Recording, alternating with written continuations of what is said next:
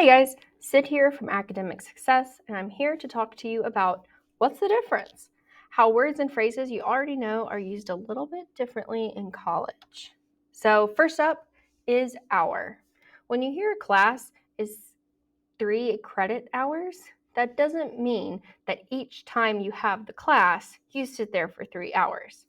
A credit hour, or we normally just call it an hour, is how many credits a class is worth per week. This also goes into your GPA calculation. Most classes you'll take will be 3 hours. Of course, there are exceptions, but this means that you'll be in class each week a total of 3 hours, not 3 hours every time. And drop and withdraw.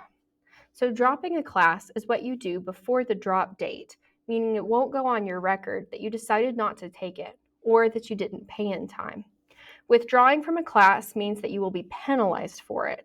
It's listed as a W on your transcript, and you may still have to pay depending on when you withdraw and why you withdraw. There is also a withdrawal date. A counselor is not quite the same as it is in high school, because your high school counselor probably helped schedule your classes, arrange state testing days, in addition to mental health care duties. But in college, the counselors only help with your mental health. Your advisor helps you schedule your classes. So for accommodations, though, you'll need to contact the Student Accessibility and Resource Office, or SAR, which is what it's normally called. And then, this is going to throw you for a loop, but college. This can get a little confusing because college has a few different meanings even in college. It can mean any post-secondary, meaning after high school, institution that offers at least a 2-year degree. But universities are often then subdivided into colleges, which are then subdivided into schools and departments. So here at UT Tyler, the University of Texas at Tyler, we have the College of Arts and Sciences, and then the Department of Literature and Languages underneath it. But you also have the School of Nursing, which is a little bit different even than that other kind of category. So it's all a little bit confusing, but don't worry. You'll figure out what you need to know for your time here. And then discipline. So in college, discipline doesn't usually mean punishment. Yes, if you have particularly bad conduct, like break the law on campus, for example, there will be disciplinary action. But normally when we use the word discipline, we mean your overarching field of study. So accounting, finance, and marketing are all disciplines in business. And they're also all part of the business discipline. I know, guys, we use a lot of the same words in different ways. It's very confusing. And then room and board. Room and board here at college specifically mean the fee or cost for your housing and meal plan. Probation.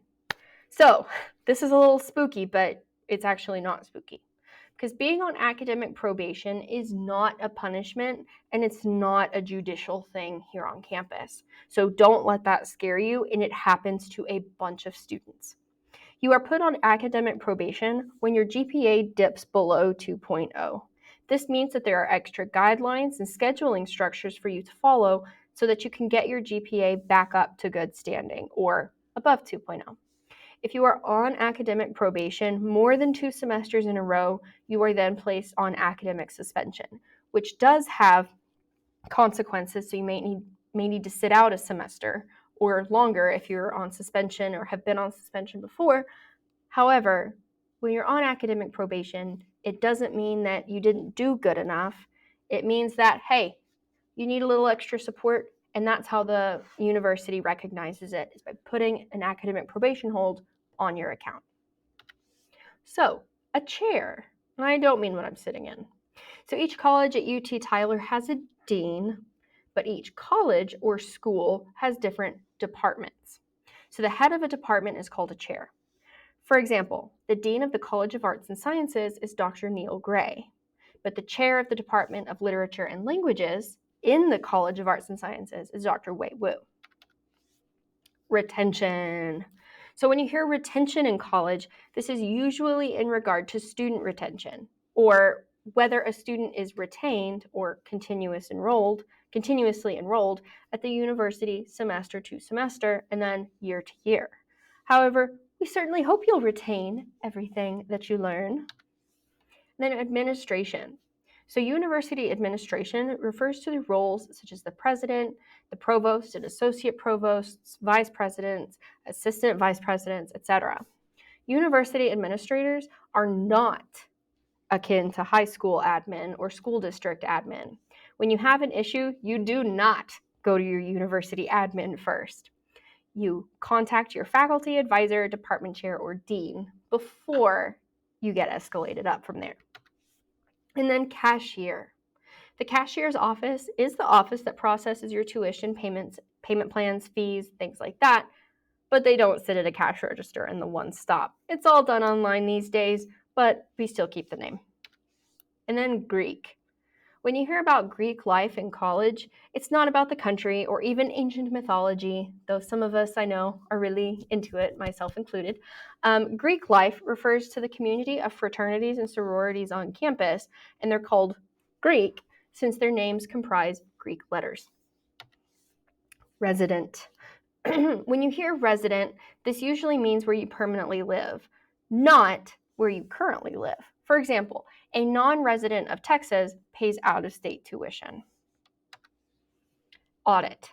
So when you audit a class in college, it means you take it without receiving the academic credit.